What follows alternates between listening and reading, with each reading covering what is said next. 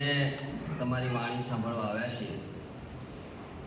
એક વખત ફરીથી પ્રભુ તમે અમારી સાથે વાત કરશો.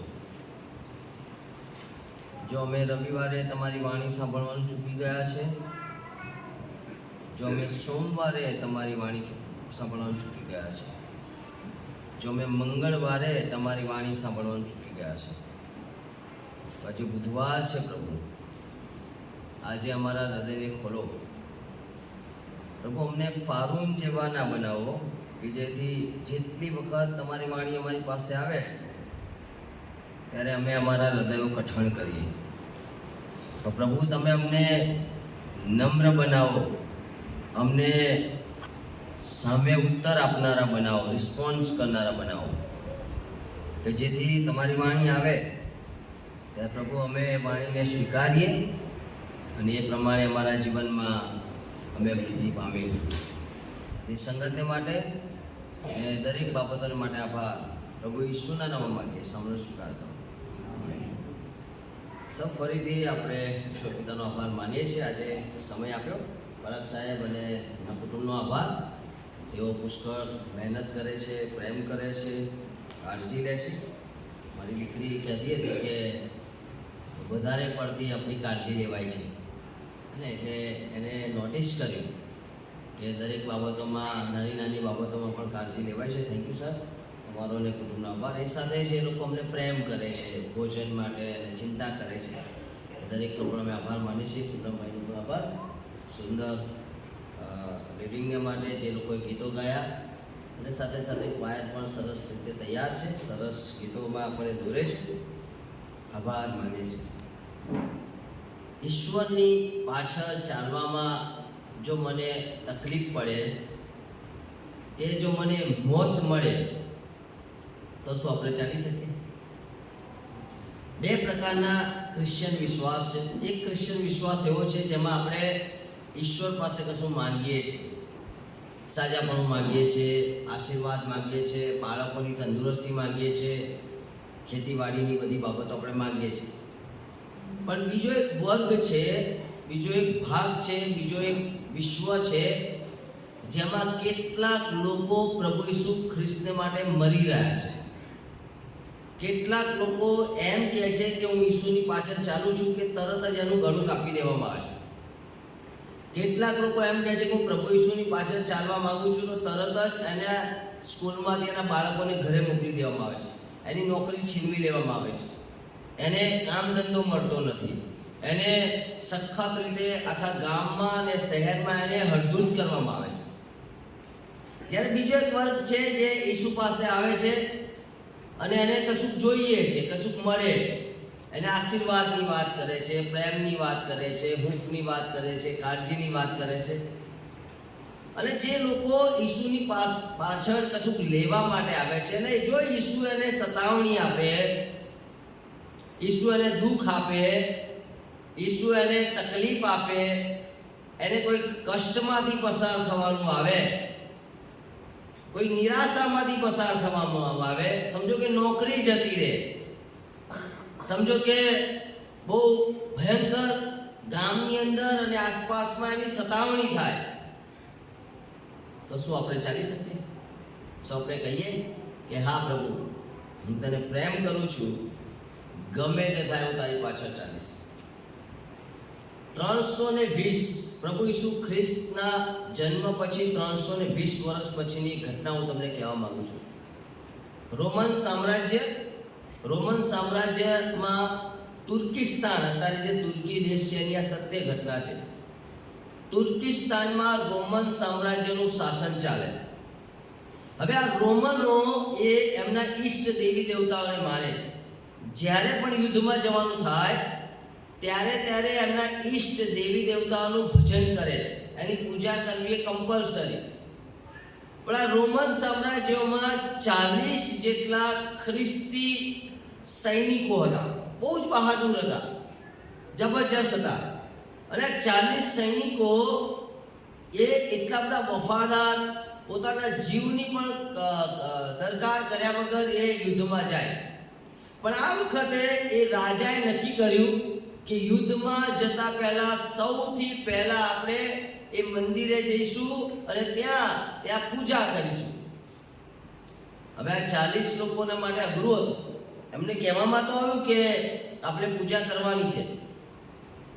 આ 40 લોકોએ કહ્યું કે તમે અમારો હોદ્દો લઈ લો અથવા તો અમારી નોકરી લઈ લો, તમે અમારા જીવો પણ લઈ લો, પણ તમે અમારા ઈશ્વરને અમારી પાસેથી લઈ શકતા નથી. પણ ગમે તે થાય, અમે ઈસુ વગર બીજા કોઈની ભક્તિ કરવાના નથી. ગમે તે થાય, અમે ઈસુને જ ભજવાના છે. એના સિવાય અમે બીજા કોઈને નમવાના નથી. એમણે બહુ ગંભીરતાથી રાજાને કહ્યું, આ હોદ્દો લઈ લો, તમે આ નોકરી બધું લઈ લો, અને જો તમને એવું લાગે તો અમારા જીવ પણ લઈ લો, પણ અમારી પાસેથી તમે ઈસુ લઈ શકતા નથી. હવે ત્યાં બહુ જ ભયંકર ઠંડી. આ ઠંડીમાં 40 લોકોને એક તળાવમાં એ ઠંડીમાં ઊભા રાખ્યા અને ત્યાં કિનારા ઉપર એ બધા લોકોએ ત્યાં આગળ સોલ્જર કે સૈનિકો ઊભા. અહીંયા આગળ એ નદીની અંદર ઠંડી નદીમાં આ 40 લોકોને ભયંકર ઠંડીમાં મરવા માટે ઊભા રાખ્યા. એમણે કહ્યું કે જો તમારે જીવવું હોય તો પૂજા કરો, નહીં તો પછી મરી જાઓ.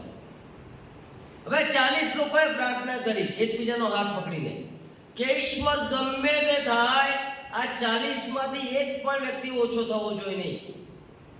ઈશ્વર, અમે એવી પ્રાર્થના નથી કરતા કે તમે ઠંડી ઓછી કરો. અમે એવી પ્રાર્થના કરીએ છીએ કે પ્રભુ અમને હિંમત આપો કે આ સતાવણીમાં, આ મરણ ઘાતક ઠંડીમાં પણ અમે તમને વળગી રહીએ.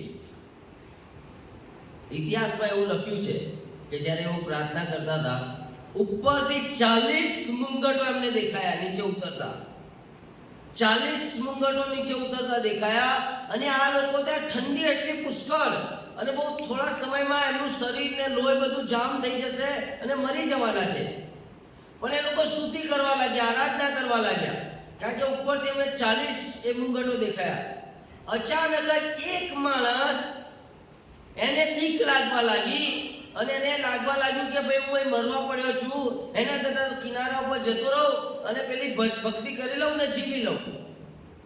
એને દોડી એટલે કે તરતા બહાર નીકળી ગયો અને ત્યાં કિનારા ઉપર પહોંચી તો ગયો. એ જેવો કિનારા પર પહોંચ્યો ને તરત જ એનું હાર્ટ બંધ થઈ ગયું, મરી ગયો માણસ. હવે તો અહીંયા 39 છે, આપણે પ્રાર્થના કરી છે 40 લોકો માટે. 40 મુંગટ દેખાઈ રહ્યા છે 40 લોકોને. ત્યાં હવે 39 લોકોને મુંગટ દેખાય છે. એક મુંગટની જગ્યા ખાલી છે. આ લોકોએ પ્રાર્થના કરી હતી, પ્રભુ અમારે 40 તારી સાથે જવું છે. હવે આ બધું ચાલી રહ્યું છે ત્યારે એ કિનારા ઉપર એક સોલ્જર સૈનિક ઊભો છે. એ બધું જોઈ રહ્યો છે અને એ તો રોમન સરકારનો એ વફાદાર સૈનિક. પણ ત્યાં એને ખબર પડી કે ઈશ્વર અહીંયા આવ્યા છે, ઈશ્વર મુલાકાત લઈ રહ્યા છે અને એ નદીમાં કૂદી જાય છે અને કહે છે કે આજે હું ખ્રિસ્તી બન્યો છું, આજે મેં ખ્રિસ્તનો સ્વીકાર કર્યો છે, ભલે મારે મરી જવું પડે પણ આજથી હું ખ્રિસ્તી પાસે ચાલીશ. 39 ને 40 થઈ ગયા. સવાર સુધીમાં બધા જ 40 મરી ગયા.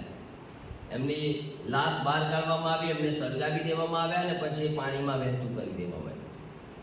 3 દિવસ પછી આ 40 લોકો ત્યાંના સ્થાનિક બિશપને દેખાયા, દર્શનમાં દેખાયા અને એમને કહ્યું કે અમે મર્યા નથી પણ અમે ઈશ્વરની સાથે છીએ.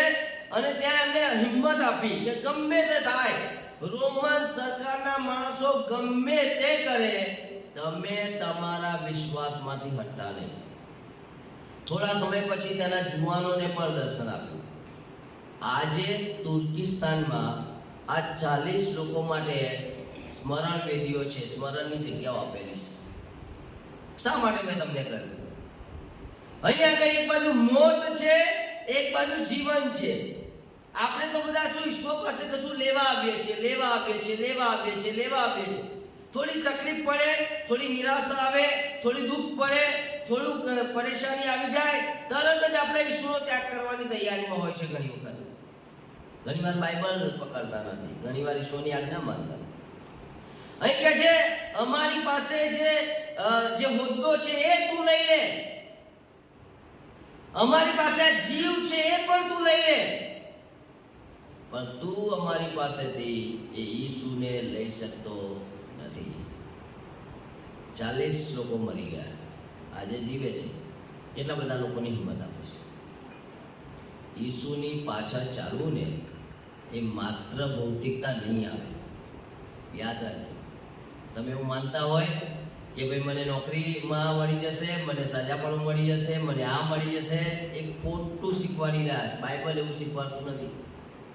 એ ખોટા પ્રચારકો આપણને ભરમાવી રહ્યા છે, આપણને છેતરી રહ્યા છે, આપણને ખોટા માર્ગે દોરી રહ્યા છે. કારણ કે બાઇબલ આવી ગેરંટી આપતું નથી. માર્થિન લખે સુવાર્તા 5મા અધ્યાયની 11મી કલમમાં લખ્યું છે, જે કોઈ ભક્તિભાવથી ચાલવાની કોશિશ કરશે એની સતાવણી થશે થશે થશે ને થશે.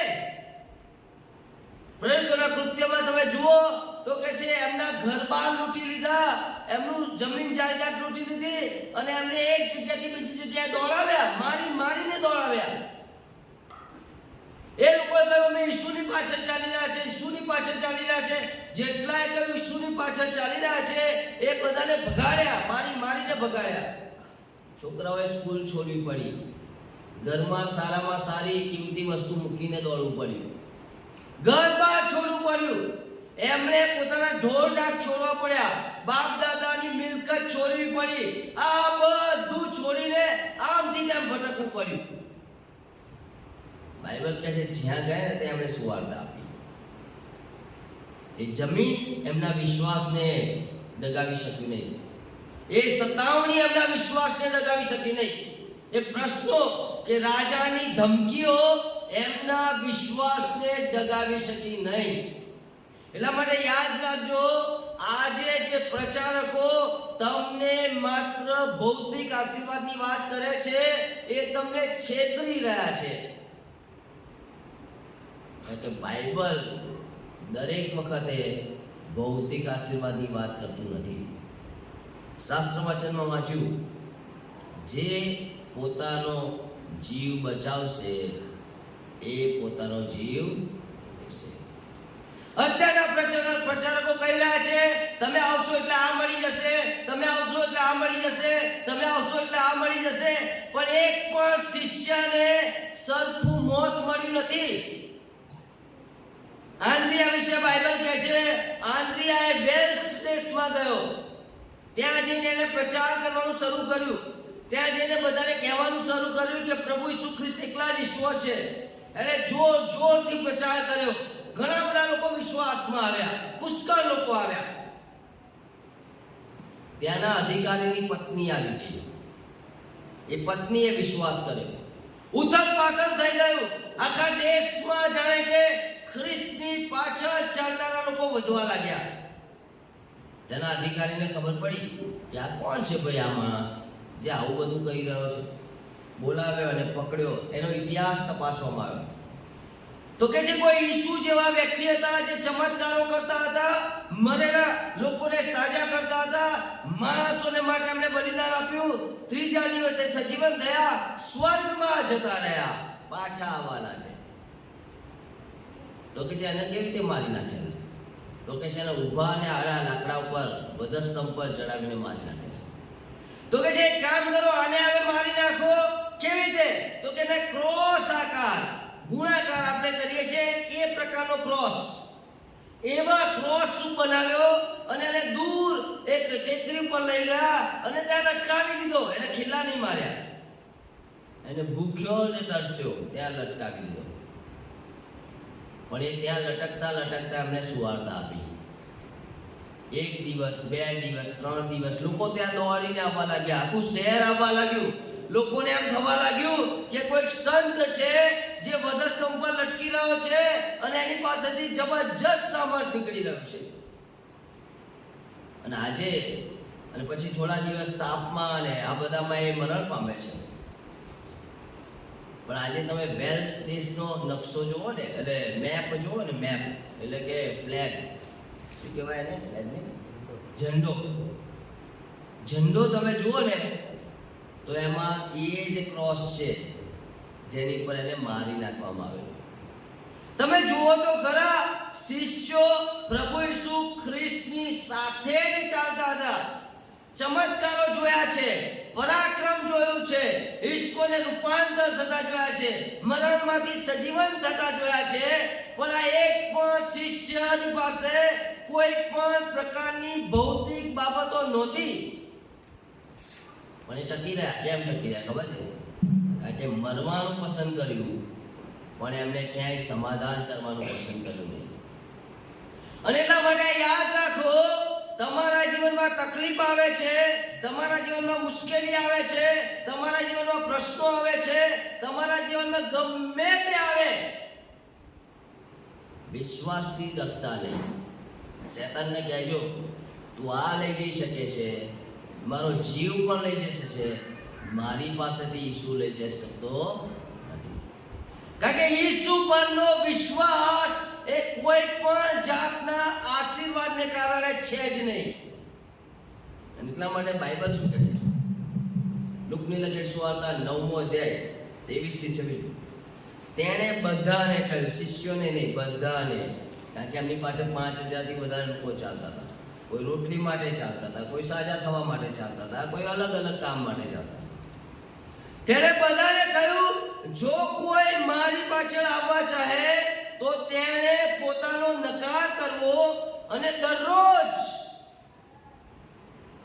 ના રવિવારે એટલું જ નહીં, ઈસ્ટરના દિવસે એટલું જ નહીં, નાતાલના દિવસે એટલું જ નહીં, ગુડ ફ્રાઈડેના દિવસે એટલું જ નહીં, કષ્ટમય અઠવાડિયાની મીટિંગો છે એટલું જ નહીં, દરરોજ પોતાનો વધસ્તંભ ઉચકીને મારી પાછળ ચાલવું. આ શું કહે છે? જો વધસ્તંભ ઉચકીને મારી પાછળ. કોને કહ્યું? તો કે બધાને.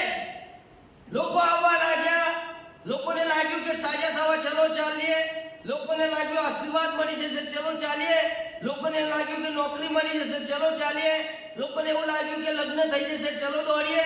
બધા લોકો કંઈક ને કંઈક માટે આવ્યા.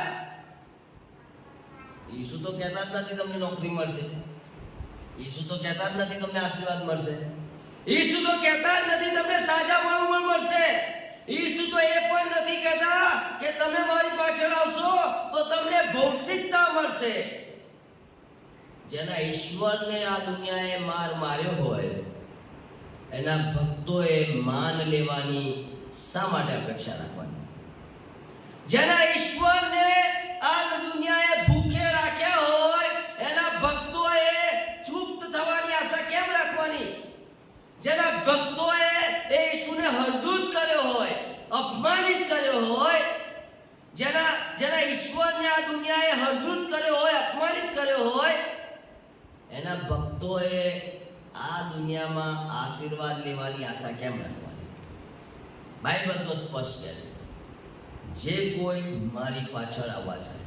ચાલવું છે ઈસુની પાછળ, ચાલવું છે તમારે, તો પછી આ શરત છે, જો પાછળ જવા માંગો છો તો, જો પાછળ જવા માંગો છો તો એ તમને સાજાપણું આપશે, કારણ કે સાજાપણું આપવાનો દેવ છે. પણ એની ઈચ્છા નહીં હોય તો નહીં પણ આપે. એ તમને આશીર્વાદ આપશે, કારણ કે આશીર્વાદ આપનારો ઈશ્વર છે. પણ એની ઈચ્છા નહીં હોય તો નહીં પણ આપે. એ તમને તકલીફમાંથી બહાર કાઢશે, કારણ કે કષ્ટભંજક દેવ છે, તકલીફમાંથી છોડાવનાર ઈશ્વર છે. પણ એ ઈશ્વરની ઈચ્છા નહીં હોય તો નહીં પણ છોડાવે. તો શું કરશો? નહીં ચાલો તો શું કરશો? ના પાડશો? તું શું કરશો? ના ભાઈ પ્રભુ તું તો જબર માણસ છે, મને આશીર્વાદ ના આપતો હું શું કરવા ચાલુ? મને આ ના મળે તો શું? એ તો લોભ કહેવાય, પ્રલોભન કહેવાય. હું તો કશું મેળવવા જઈ રહ્યો છું, પણ તમને ને મને ખબર નથી, ઓલરેડી ઈશ્વરે આપણને બધું આપી દીધું છે. તમને ગાડી, બંગલો, નોકરી બધું મળી જાય અને મરણ પછી નર્ક મળે, શું કરશો? આ બાજુ તમારી પાસે દુનિયાનું બધું જ મૂકી દીધું છે, 70 વર્ષ 80 વર્ષ માટે, અને આ બાજુ અગ્નિની ખાઈ મૂકી છે. શું લેવાનું? આ બાજુ તમને દુઃખ અને તકલીફ મૂકી છે અને આ બાજુ સ્વર્ગ મૂક્યું છે. શું લેશો? મોટા ભાગે 70 વર્ષના જીવનને માટે સદાકાળનું જીવન આપણે ખોઈ રહ્યા છે. 70 વર્ષના ભૌતિક આશીર્વાદને માટે સનાતન કાળ ઈશ્વર સાથે જે રહેવાનું છે એ આપણે ગુમાવી રહ્યા છે. અને એટલા માટે કહે છે જો તમારે પાછળ ચાલવું છે, ઈસુ તો ના જ પાડે છે ભાઈ મારી પાછળ ચાલશો જ નહીં. ઈસુને ખ્રિસ્તીઓની જરૂર જ નથી, ઈસુને આપણી લોકોની જરૂર જ નથી, પણ આપણને એવું લાગે છે કે મારો પ્રભુ છે, આપણને એવું લાગે છે કે મને છોડાવનાર છે, આપણને એવું લાગે છે કે મને બચાવનાર છે, આપણને એવું લાગે છે કે મને સ્વર્ગમાં લઈ જનાર છે, એટલે હું ચાલવાનું શરૂ કરું છું. જો મારે ચાલવું હોય ને તો અહીંયા લખ્યું છે જો કોઈ મારી પાછળ આવવા ચાહે, જો કોઈમાં મારે મારું પોતાનું નામ લખવાનું. જો બાઇબલમાં તેણે બધાને કહ્યું જો કોઈ, એ જગ્યાએ તમારું નામ લખો. તમારા નામથી વાંચો. જો જેકબ મારી પાછળ આવવા ચાહે તો તેણે પોતાનો નકાર કરવો અને દરરોજ પોતાનો વધસ્તંભ ઉચકીને મારી પાછળ ચાલવું. એમ કે છે. વાંચો, તમારું નામ લખો તો ટ્રાય કરો, વાંચો. કોણ વાંચશે? એક વ્યક્તિ વાંચી બતાવો, એક વ્યક્તિ વાંચી બતાવો પોતાના નામ સાથે. મીરા મારી પાછળ આવવા ચાહે તો તેણે પોતાનો નકાર કરવો અને દરરોજ પોતાનો વધસ્તંભ ઉચકીને મારી પાછળ ચાલવું. વિચારો, અહીંયા આગળ બહુ વ્યક્તિગત રીતે ઈશ્વર વાત કરી રહ્યા છે. આપણે તો નાના નાના સંઘર્ષમાં, નાના નાના પ્રશ્નોમાં, નાની નાની ચિંતાઓમાં, નાની નાની જરૂરિયાતોમાં, નાની નાની બાબતોમાં એટલા બધા ગરકાવ થઈ રહ્યા છે કે આપણને એ ખુદ ખબર નથી કે મારો વધસ્તંભ ક્યાં છે અને હું કોની પાછળ ચાલી રહ્યો છું. મારી પાસે એક ચોપડી છે, મેં તમને કાલે કહ્યું હતું ને, પંડિતા રામાબાઈનું નામ ઘણા લોકોએ સાંભળ્યું હશે. મુક્તિ મિશન ખેડગાંવ પૂનામાં મુક્તિ મિશનની સ્થાપના કરનાર પંડિતા રામાબાઈ. આ છોકરી જ્યારે નાની હતી એ સમયમાં સ્ત્રીઓને કોઈ પણ રીતે ધર્મનું જ્ઞાન આપવામાં આવતું નહોતું, પણ એના પિતા પોતે પંડિત હતા, પૂજારી હતા, અને એમને ખબર હતી કે દુનિયા ભલે ના પાડે મારે મારી દીકરીને ભણાવી છે. એટલા માટે એને જંગલમાં લઈ જાય અને ત્યાં એ જે તે શાસ્ત્રનું શિક્ષણ આપે, ધાર્મિક શિક્ષણ આપે. એવા સમયમાં કે છે એ ગામની અંદર આ એના પિતા પૂજારી તરીકે સેવા કરે અને મોટા થતા એ છોકરી મોટી થતી ગઈ. એક વખત એના પપ્પા મરણ પામ્યા. એ ગામમાં એ પૂજા કરવા કે શાસ્ત્રનું પાઠ કરનાર કોઈ હતું જ નહીં અને મંદિરની જગ્યા ખાલી પડી. પણ આ પંડિતા રામાબાઈ એને કહ્યું બધાને કે મારા પપ્પા જતા પહેલા બધું મને શીખવાડી ગયા છે, મને બધું જ શાસ્ત્રનું જ્ઞાન છે, મને બધી ભાષા આવડે છે, મને વિધિઓ આવડે છે, મને ઉપદેશ આવડે છે, મને બધું જ મારા પિતાએ શીખવાડ્યું છે. તમારી ઈચ્છા હોય તો હું આ પૂજાનું કામ કરી શકું. ગામમાં કોઈ હતું જ નહીં, એટલા માટે આ રામાબાઈને પૂજારણ તરીકે પસંદ કરી. એટલી જોશીલી, એટલું જબરજસ્ત જ્ઞાન, શાસ્ત્રને બરાબર પારખી લીધેલું એવી આ છોકરી, બહુ જબરજસ્ત છોકરી અને બહુ પ્રમાણિક પણ, શાસ્ત્રમાં બહુ પ્રખર. એટલા માટે એને નામ આપ્યું પંડિતા. એને નામ આપ્યું પંડિતની જગ્યાએ પંડિતા, કારણ કે સ્ત્રી હતી.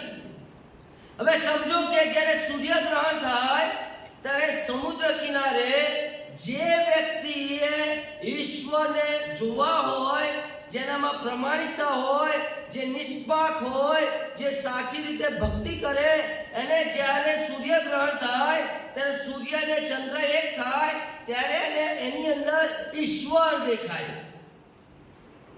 સૂર્યગ્રહણનો દિવસ આવ્યો, બધા જ પંડિત અને પંડિતા એટલે કે જે લોકો પૂજારીનું કામ કરતા હતા બધા સૂર્ય કિનારે પહોંચી જાય છે. ત્યાં જઈને પછી એ સૂર્યગ્રહણ થતું જોવે છે.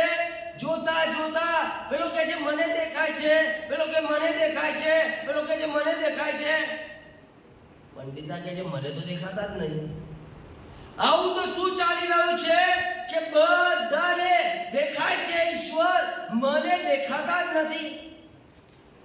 અને ત્યાં એને વિચાર કરવાનું શરૂઆત કરી. એક વખત એનો મિત્ર એટલે કે એને એ સમયમાં એના ઘણા બધા એની સાથે સંબંધમાં એટલે કે મિત્રો હતા. એમાંની એક મિત્ર એને એક આત્મિક મીટિંગમાં લઈ જાય છે, એક ખ્રિસ્તી મીટિંગમાં લઈ જાય છે. આ ત્યાં બેઠી હોય છે અને ઈશ્વરનું વચન સીધું એની પાસે આવ્યું અને એને ખબર પડી જે ઈશ્વરને હું શોધું છું એ તો અહીંયા છે. અને એ દિવસે એણે પ્રભુ ઈસુ ખ્રિસ્તનો સ્વીકાર કર્યો. એને બધું છોડીને પ્રભુ ઈસુ ખ્રિસ્તનો સ્વીકાર કર્યો. આસાન નહોતું, બહુ અઘરું હતું. સંઘર્ષમાંથી પસાર થયો. ખેડગાંવ પૂનામાં મુક્તિ મિશન નામની સંસ્થાની સ્થાપના કરી. તમે નહીં માનો, એ એવી છોકરીઓને લાવતા ત્યાં એ મિશનમાં જેને વેચી દેવામાં આવતી હતી, જેને દેહ વેપારમાં ફેંકી દેવામાં આવતી હતી, જેને માતા પિતા દ્વારા એને વેચી દેવામાં આવતી હતી. આવી છોકરીઓને છોડાવી લાવીને ત્યાં રાખી. એક દિવસ આ બધી છોકરીઓ ત્યાં ઘૂંટણે પડીને પ્રાર્થના કરતી હોય છે અને કહે છે પવિત્ર આત્મા ત્યાં ઉતરી આવે છે. બહાર કેટલીક છોકરીઓ ચાલતી હોય છે, એમને એવું લાગે છે કે આ જગ્યા પર આગ લાગી છે, ભયંકર આગ લાગી છે. કેટલાક લોકો તો પાણી લઈને દોડે છે, પણ ત્યાં આગ નહોતી લાગી. ત્યાં તો કે છે પવિત્ર આત્મા ઉતરી આવેલો અને પછી ત્યાં જબરજસ્ત ક્રાંતિ આવી. ઘણા બધાના જીવનો બદલાયા, પુષ્કળ લોકો પ્રભુમાં. આ એક પૂજારણ, એક પંડિતાએ જ્યારે એક જ વખત સુવાર્તા સાંભળી અને એને ખબર પડી કે ઈશ્વર તો પ્રભુ ઈસુ ખ્રિસ્ત છે. આજે આખું વિશ્વ ઓળખે છે. વિશ્વની અંદર જ્યારે જાગૃતિની ગાથાઓ લખાય છે, જાગૃતિની વાતો લખાય છે. મારી પાસે ઇન્ટરનેશનલ પુસ્તકો છે. વિદેશી લોકોએ જ્યારે જાગૃતિ આવી લખ્યું એમાં આનું નામ લખાય છે, કારણ કે આ સ્ત્રીએ સાચી રીતે પ્રભુ ઈસુ ખ્રિસ્તનો સ્વીકાર. હું તમને જે કહેવા માંગુ છું એ છે કે ઈસુની પાછળ ચાલવાથી તમને ભૌતિકતાના આશીર્વાદ ના પણ મળે, કારણ કે આપણે શોર્ટ ટર્મ માટે ખ્રિસ્તીઓ નથી, આપણે સદાકાળ માટે ખ્રિસ્તીઓ છે. 4 બાબતો અહીંયા કહે છે. પહેલી બાબત, જો તમારે ઈસુની પાછળ ચાલવું છે તો સૌથી પહેલા તમારે પોતાનો નકાર કરવો પડશે. બીજી બાબત કહે છે જો તમારે ઈસુની પાછળ ચાલવું છે તો કહે છે તમારે રોજ નકાર કરવો પડશે. તમારા પતિ પણ તમને નહીં સમજે અને તમારી પત્ની પણ તમને નહીં સમજે, તમારા બાળકો પણ તમને નહીં સમજે અને તમારા માતા પિતાએ તમને નહીં સમજે, તમારા ભાઈઓ પણ તમને નહીં સમજે, તમારી બહેનો પણ તમને નહીં સમજે, તમારા સગાવાળા નહીં સમજે અને તમારા પડોશીઓ નહીં સમજે. કારણ કે જ્યારે તમે પ્રભુની પાછળ ચાલવાનું શરૂ કરશો, એ ગમે તે રીતે શૈતાનિક એટેક તમારી પર આવશે ને આવશે જ. તમને નિરાશ કરવા માટે, તમને ઈશ્વરથી દૂર લઈ જવા માટે, તમને પ્રાર્થના કરતા અટકાવવા માટે, તમને ઈશ્વરની પાછળ ચાલવા અટકાવવા માટે ક્યાંક ને ક્યાંકથી હુમલા થશે. એ તો તમારો વધસ્તંભ છે. તમે તમારા પતિના લીધે ઈશ્વરની પાછળ નથી ચાલી રહ્યા, તમે તમારી પત્નીને લીધે ઈશ્વરની પાછળ નથી ચાલી રહ્યા, તમે તમારા માતા પિતાની લીધે ઈશ્વરની પાછળ નથી ચાલી રહ્યા, તમે તમારા સગા કે મંડળીને લીધે નથી ચાલી રહ્યા, તમે ખુદ અનુભવ કર્યો છે એટલે ચાલી રહ્યા છે. રોજ ચાલવાની વાત કરો, રોજ, એવરી ડે. ત્રીજી બાબત કે છે વધસ્તંભ ઉચકવાનો છે. આપણે પહેરવા લાગ્યા. આપણે શું કરવા લાગ્યા? આપણે એને શો પીસ બનાવી દીધો, આપણે એને ફેશનમાં લઈ લીધો. આપણે ગળામાં પહેરવા લાગ્યા, આપણે હાથની વીંટીમાં પહેરવા લાગ્યા, આપણે ઘરમાં લગાવી દીધો, આપણે દરવાજાએ લગાવી દીધો, આપણે એવી જગ્યાએ મૂકી દીધો જેને આપણે કોઈ મતલબ જ નથી. પ્રભુ ઈસુ ખ્રિસ્તના જન્મના 200 વર્ષ પહેલા રોમન સામ્રાજ્યમાં વધસ્તંભ એડ થયો. જૂના કરારમાં વધસ્તંભની શિક્ષા નથી. શુક્રવારે હું કહીશ કે કેમ વધસ્તંભ આવે, આજે નહીં કહું, કારણ કે ત્યારે તમને વાસ્તવિક ખબર હશે. કહે છે કે જૂના કરારમાં વધસ્તંભની શિક્ષા લખી જ નથી, પણ જ્યારે 400 વર્ષનો અંધારિયો યુગ હતો અને માલાખીથી માર્થીની વચ્ચેનો જે 400-450 ની આસપાસનો જે સમય હતો, એ સમયમાં કોઈક રાજાએ, રોમન સરકારના રાજાએ આ સખત જબરજસ્ત કરુણ ઘાતકી એવી સજા લાવવા માટે એ વધસ્તંભ મૂક્યો. એ કેમ મૂક્યો એ પછી તમને ખબર પડશે. અને પછી પ્રભુ ઈસુ ખ્રિસ્તના મરણ પછી 300 વર્ષ પછી ખ્રિસ્તી રાજા આવ્યો, એને આ વધસ્તંભને કાઢી નાખ્યો. આ વધસ્તંભ લાવવાનું કારણ એ બહુ ખાસ કારણ હતું. એ વધસ્તંભ માત્ર ને માત્ર ગુનેગાર માટે હતો. વધસ્તંભ ઉચકનાર માણસ એ પોતે ગુનેગાર છે એવું એને ફીલ થતું હતું. એને ખબર પડતી હતી કે હું તો ગુનેગાર છું. જ્યારે આપણે ઈશ્વરની પવિત્રતા આગળ જઈએ ને તો આપણને ખબર પડે હું તો પાપી છું. પણ આપણે શીખ્યા છે બીજા જ પાપી છે, હું પાપી નથી, બીજા જ પાપી છે, બીજા જ છે. એટલે આપણા વલણમાં નમ્રતા નથી, આપણી વાતચીતમાં નમ્રતા નથી, આપણી ભાષામાં નમ્રતા નથી. જો તમે આપણી પાસે કાર હોય ને એટલે આપણે બહુ ગર્વથી ચાલીએ, અને આપણા જ કુટુંબમાં કે આપણા જ ચર્ચમાં આવનાર વ્યક્તિ બહુ નિરાશ હોય. નાતાલે ક્રિસમસના સમયમાં જ્યારે આપણે કપડાં લાવીએ ત્યારે એટલો બધો ખર્ચો કરીએ, ભપકા કરી નાખીએ, અને આપણી સાથે જ બિચારું કોઈ ગરીબ પરિવાર હોય અને પોતાની જાતને એવું લાગે કે જો આ જો અને હું જો. અરે આપણે તો બધા સરખા છીએ, એક રૂપમાં છીએ, આપણે બધા એક જ સરખા છે, પણ આપણું વર્તન એવું હોય કે આપણે ઊંચા લાગ્યા અને બીજા નીચા લાગતા થઈ ગયા છે. એ વધસ્તંભ ઉચકીએ ને તો આવું નહીં થાય, પણ એ વધસ્તંભને સાઈડમાં મૂકીને ચાલીશું તો આવું થશે. આપણે માન લેતા થઈ ગયા, આપણે સન્માન લેતા થઈ ગયા, આપણે આપણને વધારે મનતું થઈ ગયું, અને ભાઈ ધીરે ધીરે આપણે એવું લાગવા લાગ્યું કે હું જ બેસ્ટ છું, હું જ સારો છું, હું જ સારો છું, હું જ સારો છું. અને જાણે વધસ્તંભ તો ક્યાંય પડ્યો છે. પ્રભુ તો બૂમ પાડીને કહી રહ્યા છે મારી પાસે ચાલવું છે. દુનિયાના લોકો કહે છે ચાલો તો તમને આ મળશે, તે મળશે, ને આ મળશે, કશું નહીં મળે. 1 વર્ષ સાબુ, કપડા, ટૂથપેસ્ટ બધું વગર જીવ્યો છું. એ હાલત, એ કામ, એવી પરિસ્થિતિમાં હું રહ્યો છું. ભલા લોકો છોડીને જતા રહે. જ્યારે રોટલી હાથમાં લઈએ ને ત્યારે 25 થી 30 અંદર જીવડા હોય. એ પાણી જેમાં ફોરા પડેલા હોય, જીવડા પડેલા, મેં ડાયરેક્ટ પીધું છે. અમે એવી પરિસ્થિતિમાં રહ્યા છે જે માણસોને થથડાવી નાખે.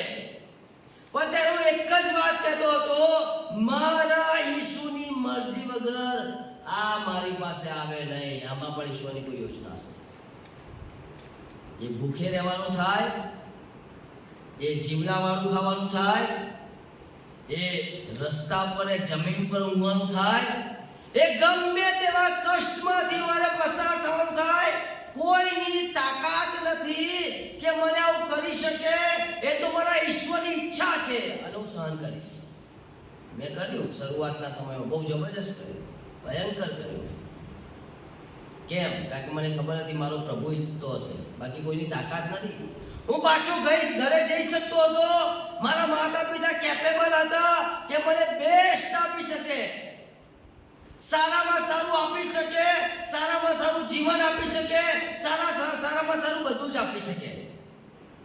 પણ આ મારો વધસ્તંભ હતો ત્યારે, જેને મારે લઈને ફરવા. તમારો વધસ્તંભ શું છે? ક્યાં છે તમારો વધસ્તંભ? વધસ્તંભ જ્યારે ઉચક્યો હોય ને એને ખબર પડે કે વજન છે, એ તકલીફ છે, એ દુઃખ છે, એ વેદના છે, એ તિરસ્કાર છે, એ લોકો હાંસી કરી રહ્યા છે, લોકો નિંદા કરી રહ્યા છે, વધસ્તંભ છે.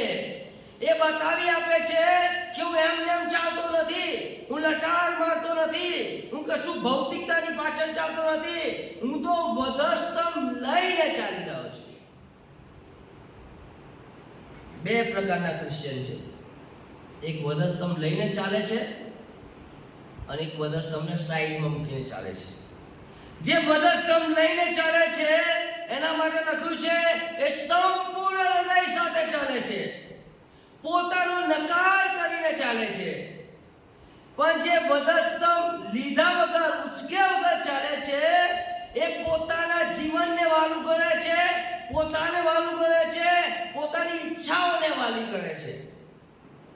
જે વધસ્તંભ ઉચકીને ચાલે છે એ ઈશ્વરના વચનોને આધીન થાય છે અને પાપનો તરત જ પસ્તાવો કરે છે. જે વધસ્તંભ ઉચક્યા વગર ચાલે છે ને એ ઈશ્વરના વચનોને આધીન થતા નથી અને પાપને સંતાડે છે, કબૂલ કરતા નથી, છોડતા નથી. એ સંતાડી રાખે છે. કોઈને ખબર પડવાની જ નથી ને શું વાંધો છે. જે વધસ્તંભ ઉચકીને ચાલે છે એ હંમેશા આ જગતમાં ઈશ્વરનો સ્વભાવ પ્રગટ કરે છે. જે વધસ્તંભ ઉચકીને ચાલે છે ને, વધસ્તંભ ઉચક્યા વગર જે ચાલે છે ને એ આ જગતને પ્રેમ કરે છે. જે વધસ્તંભ ઉચકીને ચાલે છે એ ગમે તેવી દુઃખોમાં પણ, તકલીફોમાં પણ આનંદ કરે છે, ફરિયાદો નથી કરતો. જે વધસ્તંભને દૂર કરીને ચાલે છે એ સમાધાન કરે છે. મારી દીકરી, એને મેં સ્કૂલમાં મોકલી એક વખત અને એને એવું એક ધાર્મિક કૃત્ય એને કરવામાં આવ્યું જે મને ના ગમ્યું. અને મેં કહ્યું કે ભાઈ તમારે આવું ના કરવું જોઈએ. બહુ નાની હતી ત્યારે, 4 વર્ષની. મેં કહ્યું કે એને આવું ના કરવું જોઈએ. તો કે જે અમને પછી મને લાગ્યું કે હું આ સમાધાન ના કરું. મેં એને 1 વર્ષ બગાડ્યું. મેં કહ્યું ના, હું ઈશ્વરના માટે 1 વર્ષ બગડશે મને વાંધો નહીં, પણ હું સમાધાન કરીશ નહીં. એક જગ્યાએ સ્કૂલમાં મૂકવાની હતી, બધી જ વ્યવસ્થા હતી, ખ્રિસ્તી સ્કૂલ હતી. મને કહે છે તમારે ડોનેશન આપવું પડશે. મેં કહ્યું હું ડોનેશન નહીં આપું. કેમ? હું ફી આપીશ પણ ડોનેશન નહીં આપું. એ મારું બાઇબલ મને ના પાડે છે. મેં એને એવી સ્કૂલમાં મૂકી જેમાં લોકો એવું કહેવા લાગ્યા કે આવી નબળી સ્કૂલમાં મોકલાતી હોય ના મોકલાય, પાછળ પડી જશે, અધૂરી રહી જશે, એને તકલીફ પડશે, આગળ નહીં વધે, ભલે ગમે તે કરે. મને આનંદ શું હતો ખબર છે? મેં મારા ઈશ્વરની વાત તો માની ને. ભલે મને તકલીફ પડી, ક્યાંય પાછળ પડી ના ગઈ, ક્યાંય નબળી રહી ના ગઈ, ક્યાંય એને તકલીફ ના પડી. પ્રભુ એને બુદ્ધિ આપતા ગયા. જે વધસ્તંભ ઉચકીને ચાલે છે એ રોજે રોજ પ્રાર્થનામાં, વચનમાં ટાઈમ આપે છે. જે વધસ્તંભ ઉચકીને ચાલતો નથી ને એ ક્યારેક બાઇબલને સ્પર્શે છે અને એ પણ સમય જાય મૂકી દેશે. જે વધસ્તંભ ઉચકીને ચાલે છે એનું લક્ષ્ય એ તો કે ઈશ્વર છે, સ્વર્ગ છે, અનંતકાળનું જીવન છે, ઈશ્વરને ખુશ કરવાનું છે.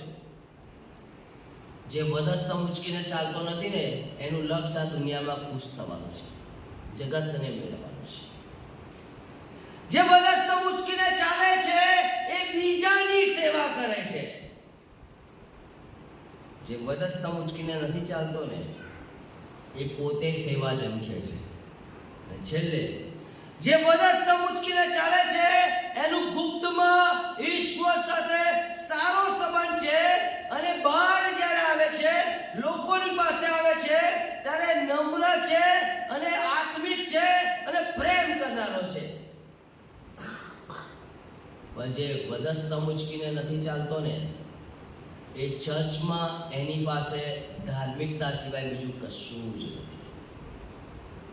મારે નક્કી કરવાનું છે કે હું વધસ્તંભ ઉચકીને ચાલું છું કે વધસ્તંભને મેં સાઈડમાં મૂકું. 22 વર્ષ સુધી મેં ખ્રિસ્તી તરીકે એ વધસ્તંભને ક્યાંય મૂકી દીધો, ક્યાંય મૂકી દીધો અને હું ચાલતો હતો. જબરજસ્ત રીતે ચાલુ, જબરજસ્ત રીતે ચાલુ, એવો ચાલુ ને કે લોકો ખુશ થઈ જાય. વધસ્તંભ નતો, હું ચાલતો. બાઇબલ તો એમ કહે છે ચાલવું હોય ને તો ભાઈ વધસ્તંભ તો ઉચકવો જ પડશે. 4 બાબતો વધસ્તંભમાંથી શીખવા મળે છે. પહેલી બાબત, જો મારે વધસ્તંભ ઉચકીને ચાલવું હોય ને તો મારે સ્વનકાર કરવો પડશે. હવેથી હું નહીં પણ મારામાં ખ્રિસ્ત જીવે છે. શું તમારા જીવનમાં ઈસુ દેખાય છે? તમારી ઈચ્છાઓ, તમારી અભિલાષાઓ, તમારી વાત, તમારી બુદ્ધિ, તમારી સમજણ, તમારા નિર્ણયો, જો આ જ બધું તમારા જીવનમાં હોય ને તો પછી વધસ્તંભ બહાર મૂકી દેશે. મારી પાસે એક બીજી ચોપડી છે, સાધુ સુંદર સિંહ. કદાચ તમારામાંના ઘણાએ સાંભળ્યું છે, ઘણાએ નહીં સાંભળ્યું. આ માણસે એ સ્કૂલમાં જ્યારે એને બાઇબલ આપવામાં આવ્યું, એ જાહેરમાં એના મિત્રોની સાથે ભેગા થઈને બાઇબલ બાળી નાખ્યું, એની ઉપર પેશાબ કર્યો અને એને બહુ મજાક કરી, બહુ મજાક કરી, બહુ મજાક કરી. આ માણસે એ બાઇબલને એટલું બધું હળધૂત કરી નાખ્યું. એ ધ્યાનમાં બેસનારો માણસ રોજ 3 વાગે ઉઠીને ધ્યાનમાં બેસે. એને સાક્ષીમાં એવું લખ્યું છે, ત્યાર પછી મને બેચેની આવવા લાગી, મને બેચેની આવવા લાગી. મને એમ થયું કે કંઈ કેવું છે જે મેં ખોટું કર્યું છે, કંઈ કેવું છે મેં ખોટું કર્યું છે. એક દિવસ 3 વાગે ઉઠી ગયો, એ એના ધ્યાનના રૂમમાં ગયો. બહુ જ જોશીલો પંજાબી માણસ, પટિયાલામાં, પંજાબના પટિયાલામાં બહુ જ જોશીલો માણસ, ખ્રિસ્ત વિરોધી માણસ. આ માણસ એની રૂમમાં, અંધારી રૂમમાં ગયો, ત્યાં ધ્યાનમાં બેસતો હતો. સુંદરસિંહે એક પ્રાર્થના કરી અને આ રૂમની અંદર ઘણા બધા ફોટા હતા.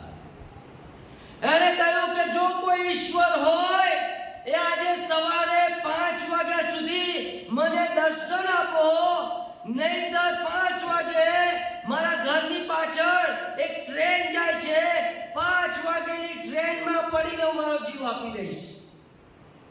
જો કોઈ ઈશ્વર હોય ને તો મને દર્શન આપો ને તો મરી જઈશ. ધ્યાનમાં બેસી ગયો, જીદ ઉપર ચડી ગયો.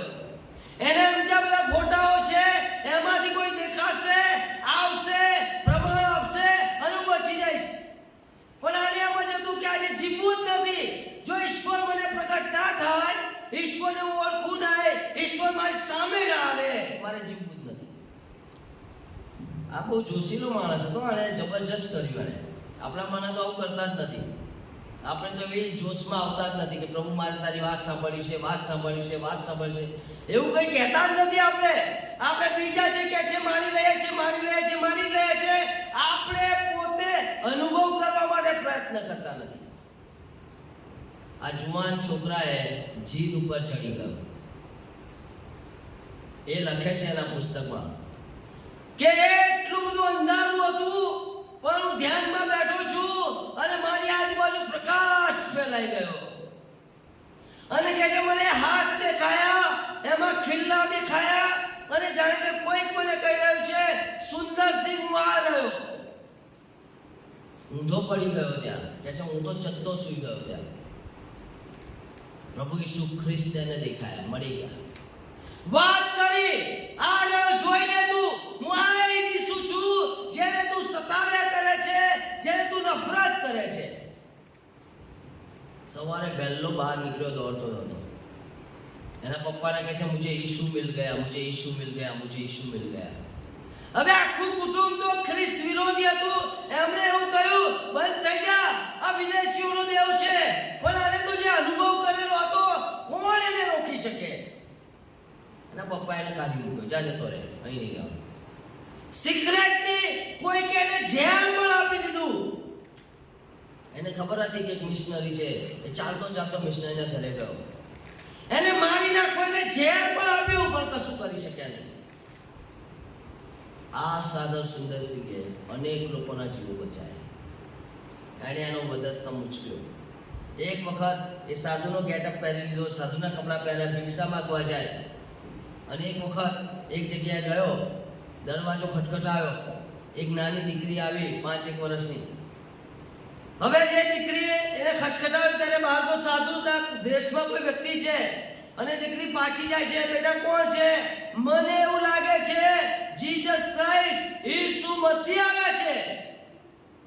એ દીકરીએ માતાને જઈને એવું કહ્યું. સાધુ સુંદર સિંઘે જબરજસ્ત કામ કર્યું, બહુ બધા અનુભવો લખેલા છે. પણ એમણે જે દિવસે ઈસુનો સ્વીકાર કર્યો ને, એ દિવસથી પરેશાની, તકલીફો, મૂંઝવણો બધું આવ્યું, પણ એમણે સ્વ નકાર કર્યો.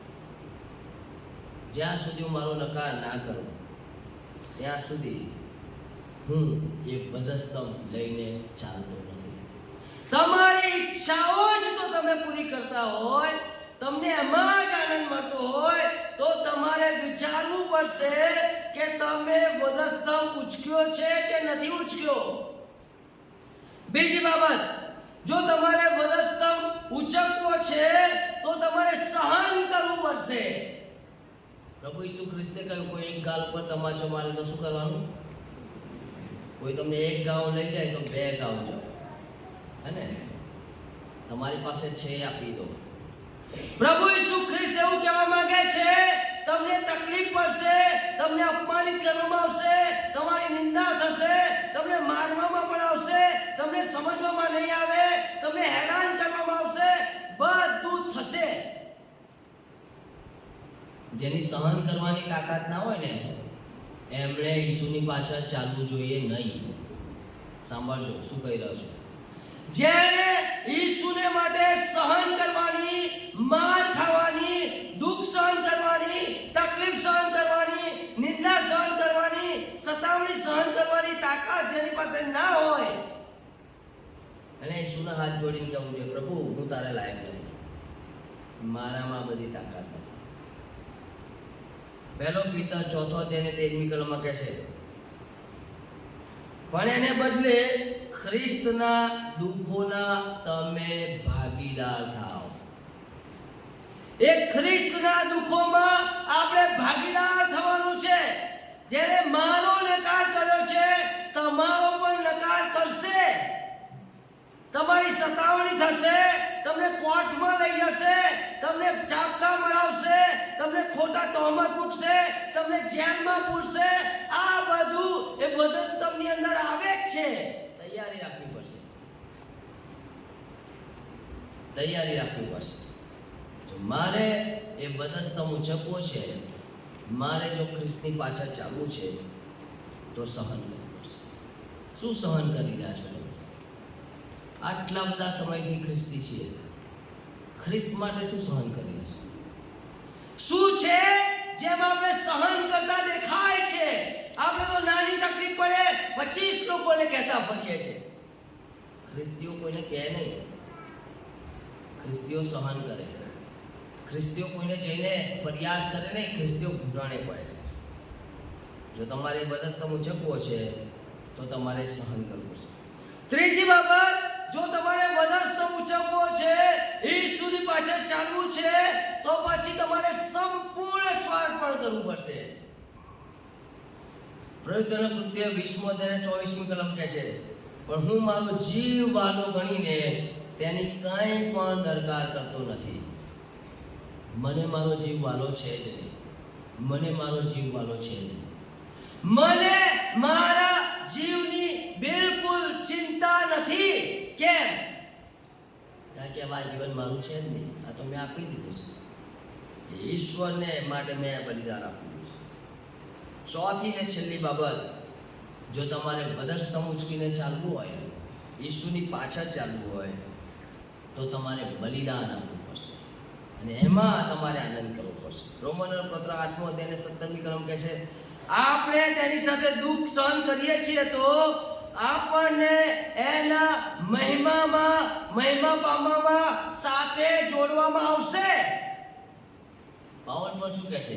હું સારી લડાઈ લડ્યો છું, અને હું યુદ્ધમાં છું, લડાઈ લડ્યો છું, અને હવે મારો મુગટ તૈયાર છે. કેટલા બધા લોકો સામાન્ય બાબતો માટે મુગટને તજી રહ્યા છે, મુગટને તજી રહ્યા છે. ઘણું બધું લાંબુ થઈ શકે છે, પણ આપણી પાસે આજે સમયનો થોડો કહે છે. પણ આજે એ જ વસ્તુ છે, આ 4 બાબતો આપણે ધ્યાન રાખવી પડશે. હું વધસ્તંભ મારો ઉચકીને ચાલું છું કે વધસ્તંભને સાઈડમાં મૂકું છું? શું એના માટે દુઃખ સહન કરવા તૈયાર છું? શું એના માટે સ્વનકાર કરવા તૈયાર છું? શું એના માટે બલિદાન આપવા માટે તૈયાર છું? શું એના માટે ગમે તેવા કષ્ટ અને ગમે તેવી બાબતો સહન કરવા માટે તૈયાર છું? જો હું તૈયાર છું તો મતલબ એવો છે હું ઈસુની પાછળ ચાલી રહ્યો છું, ભલે મારે મરવું પણ કેમ ના પડે,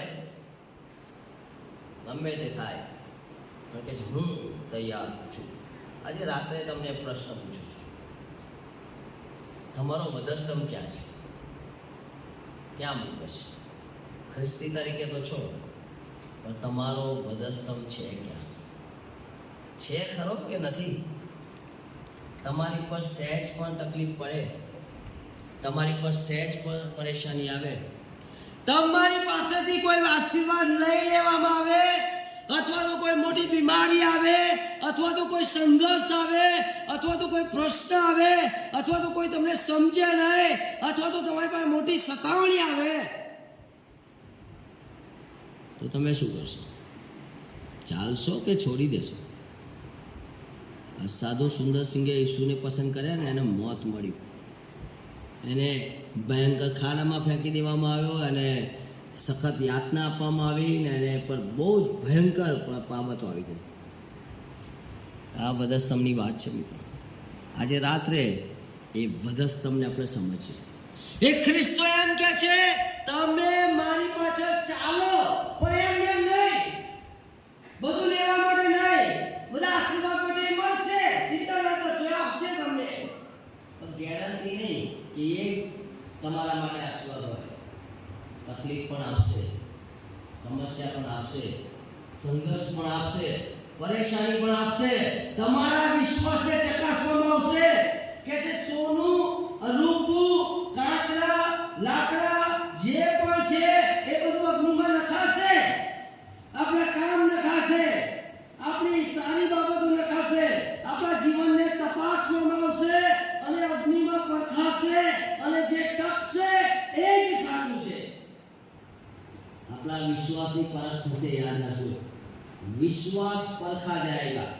આપણા વિશ્વાસને બરાબર તપાસવામાં આવશે. તમને જે નથી ગમતું એ જ તમને થશે. તમે જેનાથી અકળાઈ જશો એવું જ લોકો બોલશે.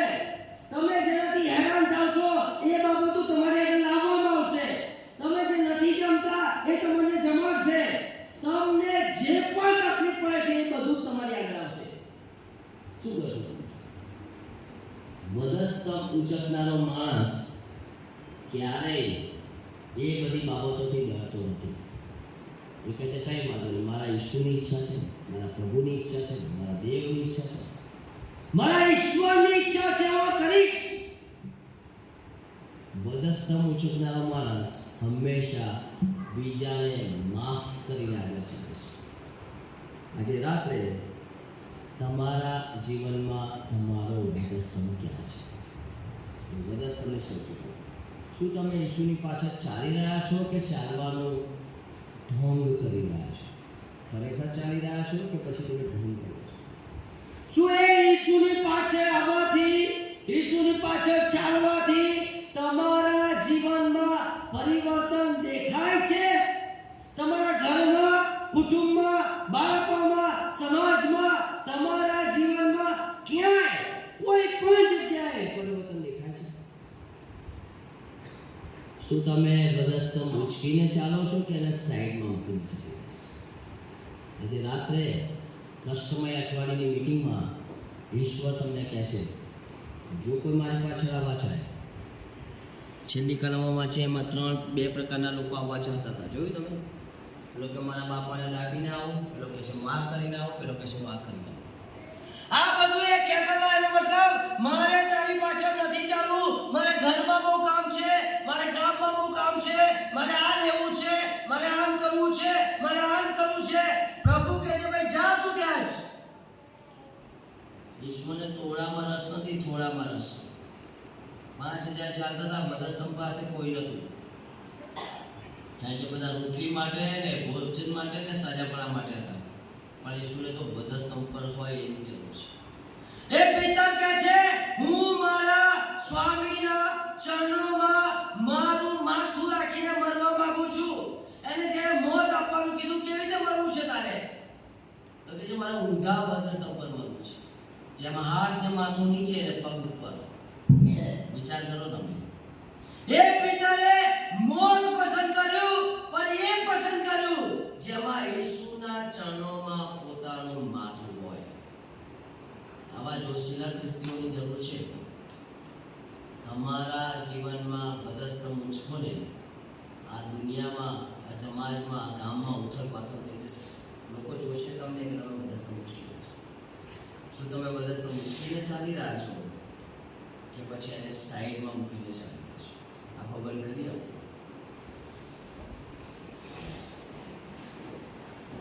શું તમે તમારા જીવનનો સ્વનકાર કર્યો છે? શું તમે ખ્રિસ્તના દુઃખોમાં સહભાગી થઈ રહ્યા છો?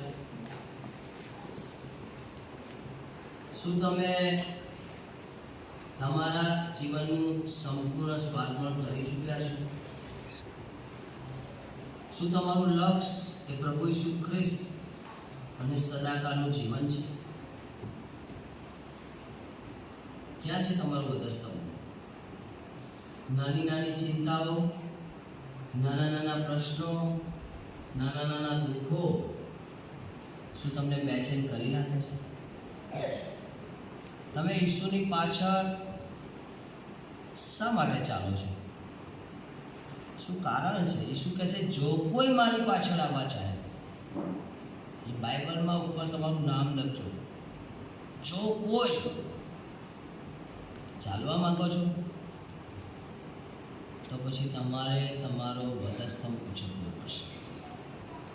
ઈસુની પાછળ વધસ્તંભ ઉંચક્યા વગર ચાલી શકાય નહીં. કારણ કે રાજાઓના રાજા, પ્રભુના પ્રભુ, સૃષ્ટિના ઉત્પન્ન કરતા ઈશ્વર પોતે બોલી રહ્યા છે જો મારી પાછળ તમારે ચાલવું હોય, ખરેખર ચાલવું હોય, ખરેખર ઈશ્વરને સમજવા હોય, ખરેખર એ જીવનને માણવું હોય, તો પછી તમે વધસ્તંભ ઉંચક્યા વગર ચાલી શકો નહીં. આજે તમારો વધસ્તંભ ઓળખી લો. તમે શું છે તમારો વધસ્તંભ? ઈસુને માટે દુઃખ સહન કરો છો ને, એ વધસ્તંભ છે. તમારી ઈચ્છાઓને બદલે ઈસુની ઈચ્છાઓને આધીનતા આપો છો, એ તમારો વધસ્તંભ છે. તમારા જીવનને બદલે પ્રભુ ઈસુ ખ્રિસ્તના જીવનને આગળ વધારો છો, એ તમારો વધસ્તંભ છે. તમારા નિર્ણયને બદલે ઈસુના નિર્ણયમાં ચાલો છો, એ તમારો વધસ્તંભ છે. આ વધસ્તંભ ઉંચકીને ચાલો. બહુ અઘરું છે, બધા નહીં કરી શકે. મેં કહ્યું કે 30 લોકો ને જ આ વાણી સંભળાશે, બધાને નહીં સંભળાય. એ પાપને છોડવું ને, એ તમારો વધસ્તંભ છે. એ સ્વાર્થી અભિલાષા ઉપર ઈસુનું નામ આપવું, ઈસુને રાજ કરવા દેવા, એ આપણો વધસ્તંભ છે.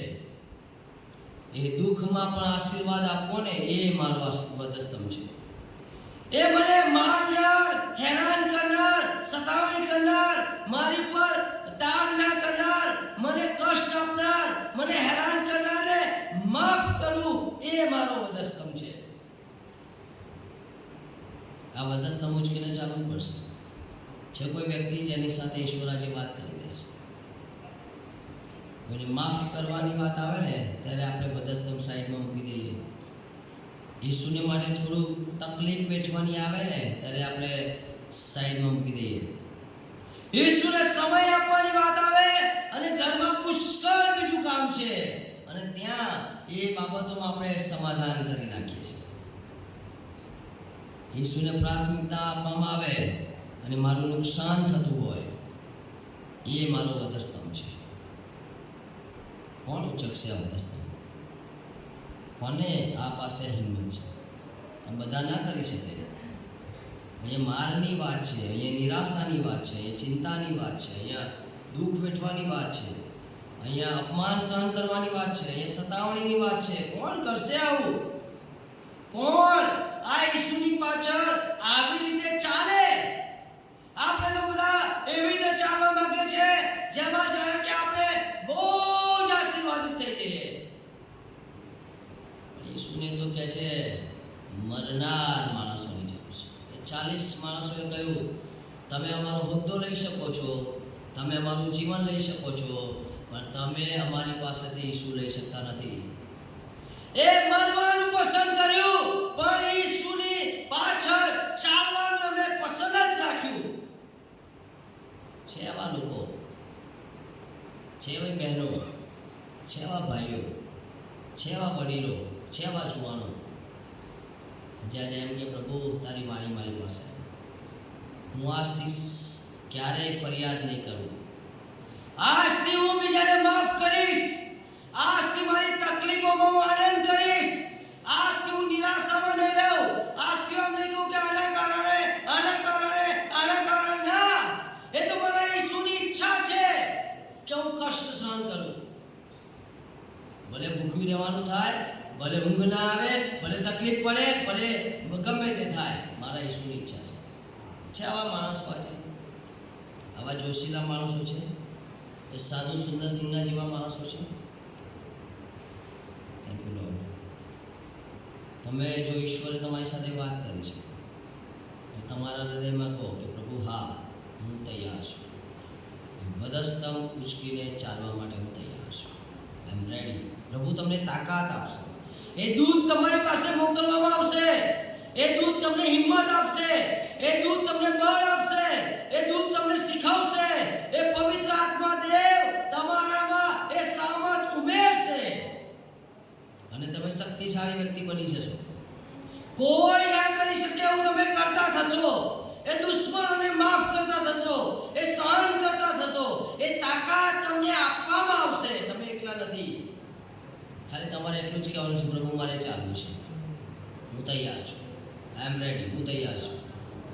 એ શક્તિ તમારામાં ઉમેરવામાં આવશે, એ તકલીફમાં એ શક્તિ ઉમેરવામાં આવશે, એ સામર્થ તમારામાં ઉતારવામાં આવશે. કે છે પવિત્ર આત્મા આવશે ત્યારે તમે સામર્થ પામશો.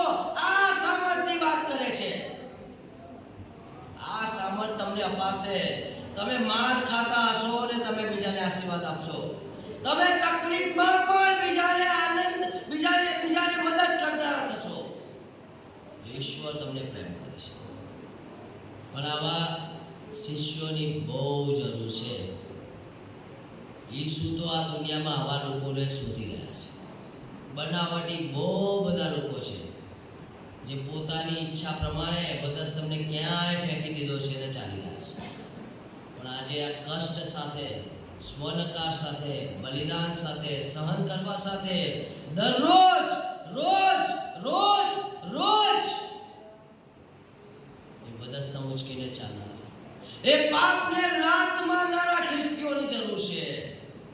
એ પવિત્રતાને પહેરનારા ખ્રિસ્તીઓની જરૂર છે. ઈશ્વર તમારી સાથે વાત કરે છે તો આજે ક્રોસને, એ વધસ્તંભને ઉચકી લો તમે.